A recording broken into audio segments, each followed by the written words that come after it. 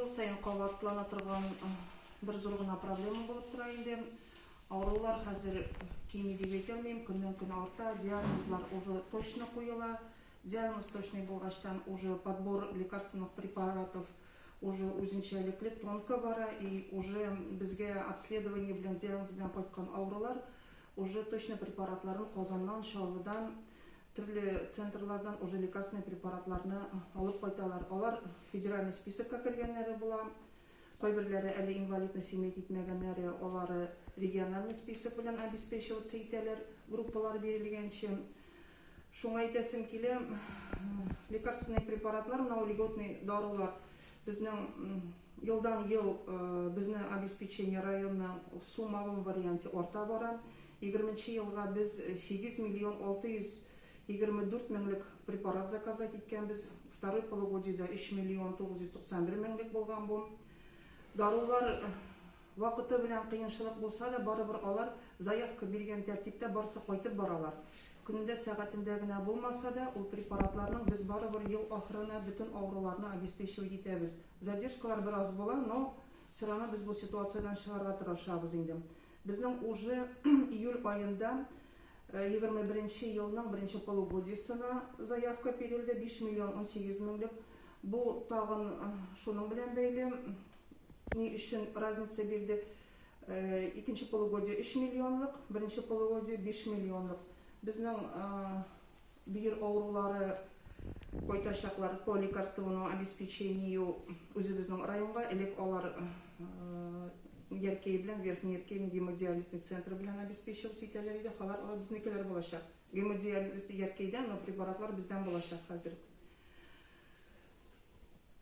Шушы менә елына 8 миллион бирелгән заявка арасында безнең приблизительно дип әйтим, якынча 2 миллион ярым безнең китә дорогостоящий препаратларга. Безнең бер авырубыз бар. Актриотит ала, аның еллык потребности 681 меңлек. Шуны әйтәсем килә. Ул бит авыру көнендә, сәгатендә килеп чыкмый, теге озак итеп сузылмый. Диагнозны куялар, и сразу препарат нужно, жизненно важный препаратлар. Шуңа без инде шушы күзлектән тотып, һәрбер авыруны льготада булган, кайчандыр группа бирелгән, даруга отказ бирелгән. Но авыру яши, аңа группасы мол икенче диагноз белән 45 яшендә бирелгән, хәзер аңа 55-60 яшь сахарный диабет та килеп чыга, действительно онкологиясы да килеп чыга. И бу авыру отказда нишләргә? Без обеспечивать итәлмибез, потому что отказда, федеральный отказда. Жизнь хорошая, ныгытып уйларга. Хәзер обследованиедә йөргән кешеләргә уйларга кирәк до 1 октября. 5 авыруга кетостерил дигән препарат язабыз, 550 меңлек. 13 авыру ипоетин алалар, 577 меңлек. Зинһар өчен мин һәрбер авыруга, группасы булган авыруларга нык итеп төптән уйларга кушам. Врачлары белән, үзенең участок врачлары белән сөйләшеп бетерергә кушам. Миңа да керәләр. Яңа гына группа алган кешеләр бар. Без инде нык итеп аңлатырга тырышабыз. Ул бит бүген хәлең бер төрле, икенче көнне икенче төрле. 2000 елда 1 сентябрьгә хәтле безнең менә 306 кеше освидетельствование узган. Бу МСЭК комиссиясе аркылы узган. Шуларның беренче тапкыр барганнары 104 авыру булган. 104 авыру, алар уже диагноз куелып, алар барсы да даруга мохтаҗ кешеләр. Просто так группа бирмиләр. Ул группа бит инде акча бирер өчен, акча түләр өчен түгел хөкүмәттән. Бу кешене терелтеп, тернәкләндереп, даруларны вакытында эчереп, аякка басып, үзенең самообслуживание, үзен хәрәкәтләнеп, үзен обслуживать итерлек дәрәҗәгә күтәрергә кирәк безгә ул кешеләрне. Шуңа повторно 202 кеше.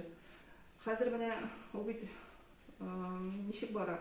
Группаны алалар, бессрочно биргәчтән авыру ничектер инде, может быть, бессрочно биргәнче ул куркыбрак группаны төшерделәр дип. Мин просто чисто әйтәсем килә. Немножко держится за лекарство, но бессрочно алгачтан нишләптер авырулар бессрочно булды диләр дә, уже даруга отказга барасылар кирәк. Вообще дөрес подход түгел. Именно менә шу ситуация без инде теге берлектә Рина Равиловна аптека белән бергә эшлибез. Булат Мандалевич пенсионный фонд бергә эшлибез. Аңлашабыз, алар безгә җибәрәләр. Эшебез эш җирдә, но бер төрле эш эшләнә. Шуңа әйтәсем килә, бу льготниклар арасында инвалидлар да бар. Но күпчелек өлешен, эштән бер өлешен составлять итәләр, тәшкил итәләр ветераны боевых действий. Ветераны боевых действий – это участники афганцы. Олар инвалидлык юк, олар диспансеризация узалар. Но без ведь имеем право, потому что симптоматический, ниндидер барбар хронический аурулар бар, хондрозлары, артрозлары, ул группа бермей, но без бу кешеләргә дә даруны бит бушлай язалабыз, потому что алар льготный категория керәләр. Әгәр дә алар кайталар икән даруга, бөтен списокта булган, федеральный списокта булган препаратларга без дарулар язалабыз. Бу кешеләр зурая, участники афганцы. Аннан соң безнең бар члены семей погибших ветеранов боевых действий. Кемдер службада мәрхүм булган, кемдер действительно Афган сугышында һәлак булган. Аларның бит кемнеңдер балалары, кемнең туган, алар бу льгота белән пользоваться итә алар. Шуңа ул кешеләргә дә аңлатасым килә, төптән уйлап. Инвалид кына нәрсә дару, льготный дару яздыру өчен инвалид булу гына түгел. Аның бит льготага кергән үзләре кешеләре бар. Может быть, аңлату җитми безнең яктан, может быть, алар белеп бетермиләр. Шуңа теге льготный препаратны именно инвалидларга гына яза дигән сүз булмасын инде. И вдове участников войны. Бабай үлгән булырга может, сугыш ветераны, бабайның группасы булмаска может, но бит бар әбиләр зур гына яшьтә, 90-нан арткан әбиләр, аларның бит инде ул хатыннары, алар бит тоже льготага, әбинең группасы юк, но она является вдовой участника войны. Ул опа тоже льготный дару алада. Списокта булган даруларны. Алар бөтенсе гипертониклар, алар кан басымнары бар, аларның башының кан тамырларында үзгәрешләре бар, холестеринда үзгәрешләре бар, препаратлары бар бит. Шуңа минем Рина Равилевна нык аңлатты, барсында аңлатты. Минем әйтәсем килә, менә направленность на возврат на льготу һәрбер кеше төпләп ныгытып уйласа иде димен. Без перешли